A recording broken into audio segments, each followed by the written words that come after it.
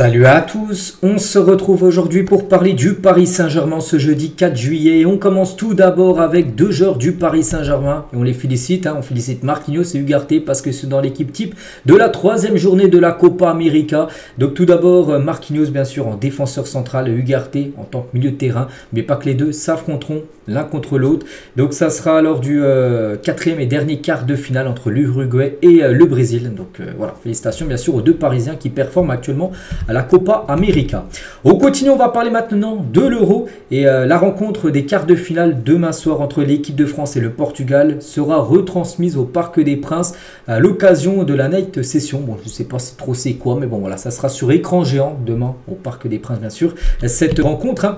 Et on espère voir bien sûr des Parisiens jouer cette rencontre. Et côté équipe de France, lors de l'entraînement aujourd'hui, on peut voir par exemple Bradley Barcola et Ousmane Dembélé. Mais concernant le 11 de départ demain, n'oubliez pas que lors du match contre la Belgique, aucun joueur du PSG en tant que joueur de l'équipe de France avait commencé titulaire. Donc normalement demain ça sera également la même chose. En gros, comment dire, Didier Deschamps va reconduire le même 11 de départ, seulement un changement vu que Rabiot est suspendu pour le match. Ce serait Eduardo Camavinga qui le remplacerait. Donc pas de Dembélé, pas de Bradley Barcola, ce sera encore Antoine Griezmann les gars qui serait ailier droit. Et de Griezmann qui est décevant là depuis le début de l'Euro, qui a joué ailier droit lors du dernier match contre la Belgique, il sera encore ailier droit lors du prochain match. C'est fou, donc Barcola, Dembélé, Zeremri et je sais plus c'est qui le dernier, Colomoni seront tous sur le banc. Et en parlant de Randal Colomoni, donc pourtant il avait été bon, Colomoni, quand on voit Thuram aussi titulaire, on peut se dire voilà, qu'est-ce que Thuram fait encore titulaire alors que Colomoni quand il est rentré, voilà, il a fait beaucoup mieux en 20 minutes quand il a joué que Thuram en plus d'une heure de jeu. Voilà, ça aussi c'est incompréhensible, mais voilà, Colomoni a toujours été protégé par Didier Deschamps. Une vraie relation de confiance s'est installée entre le sélectionneur de l'équipe de France et Randal Colomoni. Donc Deschamps a toujours considéré Randal Colomoni comme une pièce importante de son groupe. Lui au moins ne semble pas souffrir du syndrome du buteur en mal de réalisme, parce que normalement des fois quand tu marques pas, par exemple si tu veux jouer en sélection, ton sélectionneur ne t'appelle plus si tu fais pas des bonnes performances avec ton club. On peut voir quand même qu'il a été appelé malgré cette saison où il a flopé totalement du côté du PSG.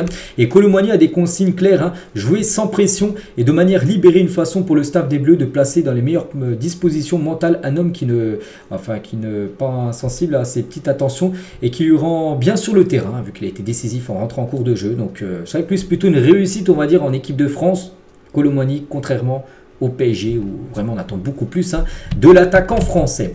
Et concernant les joueurs portugais, j'ai dit côté équipe de France parisien il n'y en aura pas, mais côté Portugal deux devraient titulaires, donc Vitinha au milieu de terrain certainement et Nuno Mendes bien sûr. Et Nuno Mendes qui en conférence de presse il a dit avant ce France-Portugal, c'est le dernier Euro de Ronaldo, on va tout faire pour lui offrir ce cadeau, la qualification. Ça va être difficile d'arrêter Mbappé, mais je le connais, je vais tout faire pour l'arrêter, parce que les deux jouent au PSG, donc les deux vont s'affronter bien sûr pour cette rencontre. Et je ris beaucoup avec Ousmane, je m'entends bien avec les quatre du PSG, donc Colomani, Barcola, Zeremri et Dembélé. Ça va être un beau match, voilà ce qu'il a pu dire Nuno Mendes. On espère, enfin moi personnellement j'espère que demain il loupe son match, bon c'est rare de dire ça, surtout qu'il joue au PSG, mais voilà demain j'espère qu'il va faire des boulettes, on peut dire. Nuno Mendes. On continue, tiens, on va parler des 5 meilleurs gardiens sur cet Euro. Et bien sûr, le gardien du PSG dedans, si on ne le montrerait pas, c'est Donnarumma. Bon, les 5 là sont déjà éliminés avec toute leur sélection.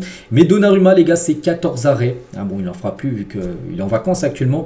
Mais voilà, pour vous dire quand même le gros Euro de Donnarumma, c'est surtout ses coéquipiers qui ont énormément floppé du côté de sa sélection, l'Italie. On va parler aussi de la Coupe d'Afrique des Nations 2025. Parce qu'oubliez pas qu'il y a un joueur, Achraf Hakimi, bien sûr, qui va participer à cette compétition. Donc aujourd'hui il va connaître les 3 équipes qu'il affrontera lors des éliminatoires bien sûr. Donc voici les 4 chapeaux. Donc tirage au sort aujourd'hui, donc demain je montrerai bien sûr la poule du Maroc de Achraf Hakimi.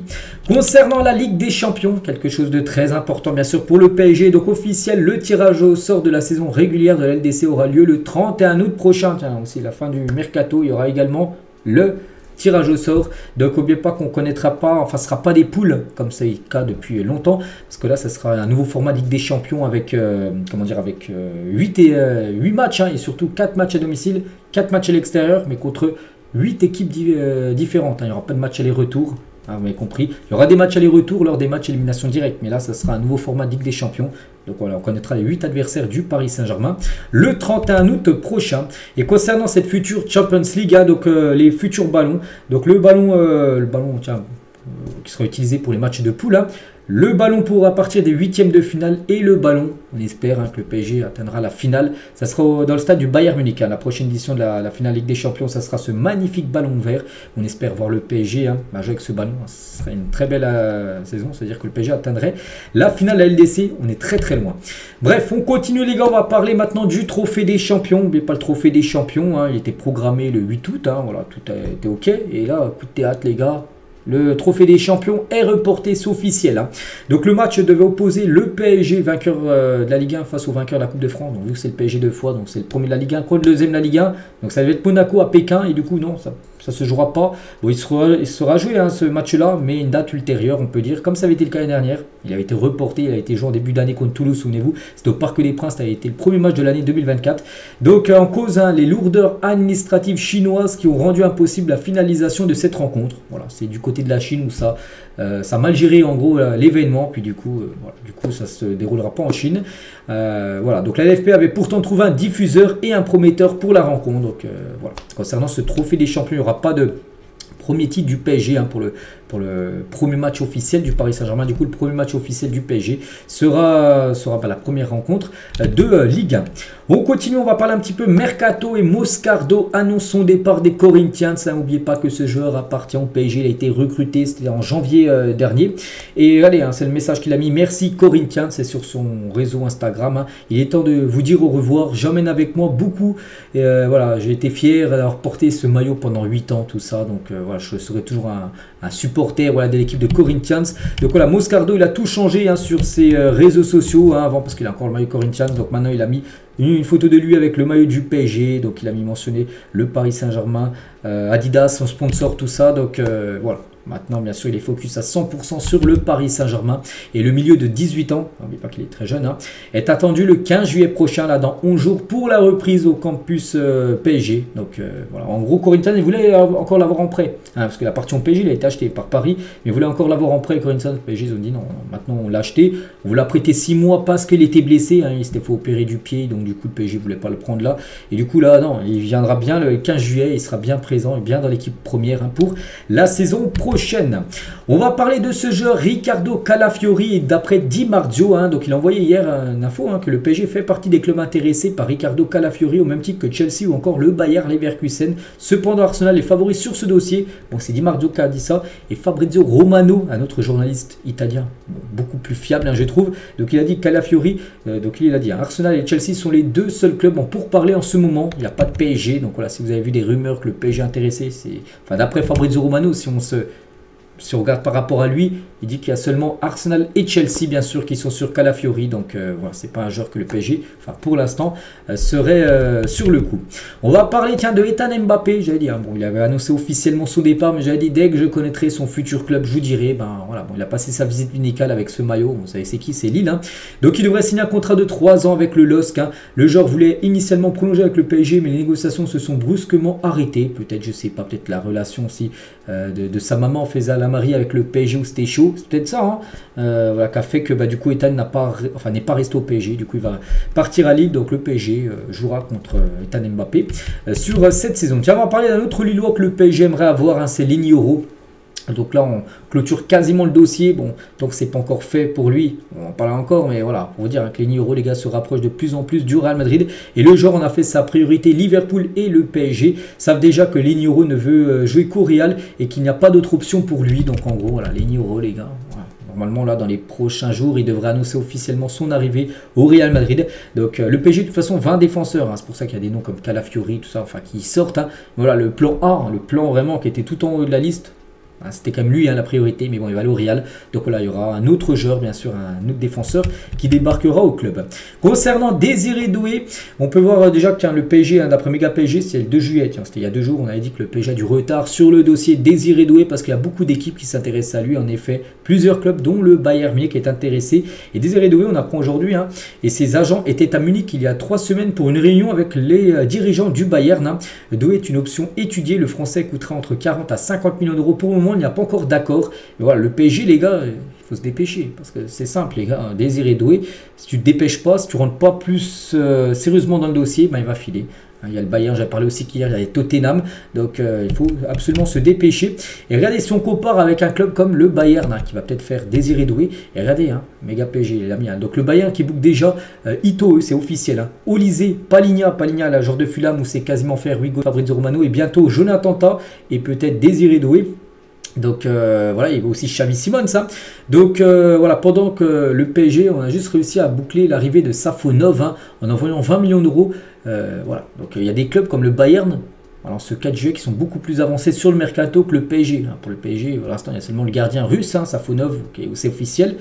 Pour l'instant, il n'y a pas d'autres joueurs. Bon, il y a des joueurs où PSG travaille, mais voilà, du côté du Bayern, eux, ils ont passé la seconde, ils vont beaucoup plus vite, le mercato, puis eux, c'est des signatures concrètes, on peut dire. Donc voilà, il faut que le PSG, les gars, commence à rentrer, on peut dire, dans son mercato, parce qu'on a connu mieux du côté de Paris. Bon, pas faire non plus n'importe quoi, bien sûr, pas recruter n'importe quel joueur comme déjà fait le PSG dans le passé, comme recruter des Carlos Soler, des joueurs comme ça. Mais voilà, il faut que ça arrive, bien sûr, les transferts officiels. Et le cas, tiens, sur la source parisienne, le cas Xavi Simons, il dit qu'il doit être réglé vraiment au plus vite concernant ce joueur qui ne souhaite pas revenir au PSG. Cela fait des années que le joueur tergiverse, en gros il sait pas trop ce qu'il veut. Cela fait trop longtemps que cela traîne sur la longueur après le dossier Mbappé. Il faut clarifier les choses très vite avec nos meilleurs éléments. Plus que jamais, le club doit penser à ses intérêts. Le joueur a le droit d'être heureux et d'exprimer son souhait, mais le club qui a permis au joueur de se développer aussi le droit de penser à ses intérêts également. Réglons ça, c'est vrai. C'est vrai que ça aussi, ça doit être fait là très prochainement. Bon, c'est vrai que pour l'instant, il dit que lui, il est focus sur l'Euro, tout ça. Mais dès que l'Euro est fini, il faut que dans les 2 ou 3 prochains jours, voilà, qu'il signe, enfin que l'annonce soit faite, en gros, du côté du Bayern, parce qu'il devrait aller au Bayern, mais que l'option d'achat obligatoire, parce qu'on parle bien d'une option d'achat obligatoire en 2025, soit faite, et on espère d'une valeur de au moins 90 millions d'euros. Et comme ça, on peut dire, clôturer le dossier. On peut dire Xavi Simons, parce que là, c'est vrai que ça traîne beaucoup trop. On va parler de la LFP. N'oubliez pas que les diffuseurs, n'oubliez pas que le PSG, ou même tous les autres clubs français, il n'y a pas de diffuseur. La Ligue 1 commence le 17 août. 17 août, les gars, c'est un samedi. Donc, ce sera la première rencontre. Et pour l'instant, on ne sait pas. Ça sera sur beIN, Canal, Amazon Prime, sur DAZN. On ne sait pas, les gars. Et la Ligue 1 pourrait ouvrir sa propre chaîne. Et regardez les deux formules. Donc, la formule globale, 30 € par mois. Ça reste quand même cher, quand même, pour de la Ligue 1. Donc là, tu as tous les matchs de la Ligue 1, y compris le PSG. Tu peux suivre les équipes que tu veux. Ou si tu veux, voilà, que le PSG, par exemple, à la Formule Club, 15 € par mois, uniquement les matchs de votre club de cœur, que les matchs du PSG sur cette formule-là. Donc voilà, bon, c'est pas encore fait, c'est s'ils ne trouvent pas de diffuseur à la LFP, ils pourraient ouvrir une chaîne. Et ça pourrait ressembler à ça, les formules par rapport au prix, on va dire, des abonnements. Les 4 favoris actuels pour remporter le Golden Boy Award 2024. On peut voir Warren Zaïre parmi les prétendants. Donc c'est Jude Bellingham qui a remporté la dernière édition. Donc c'est le Ballon d'Or junior, on va dire. Donc il y a Zaïre, à noter qu'il y a peut-être un futur parisien aussi, João Neves, qui est aussi parmi les favoris. Donc je vous cache pas, je pense que Lamine Yamal est le grand favori quand même pour remporter ce prix. Et on finit aujourd'hui, les gars, avec le casque de Pierre Gasly aux couleurs du PSG pour le Grand Prix de ce week-end à Silverstone. Je crois que c'est même plus trop où c'est, aux États-Unis ou en Angleterre. Bref, je dis rien, voilà. Honoré de célébrer le nouveau maillot extérieur du PSG avec cette collaboration. Le PSG, c'est mon club préféré depuis ma plus tendre enfance. Je suis heureux de cette collaboration qui me permet de marier mes 2 mondes préférés avec ce casque. Donc déjà la Formule 1, parce qu'il est pilote de Formule 1 avec Alpine, et le PSG, parce que c'est un grand fan. Souvent on le voit dans des grands matchs, par exemple de Ligue des Champions. Je me souviens en fin de saison, la dernière, il était souvent dans les tribunes pour suivre les rencontres du PSG. Donc voilà, concernant Gasly, on lui souhaite bonne chance pour le Grand Prix. Donc voilà, les gars, ce qu'on va dire aujourd'hui. J'espère que ça vous a plu. On se retrouve, nous, demain, bien sûr, demain vendredi, pour le prochain numéro. À demain.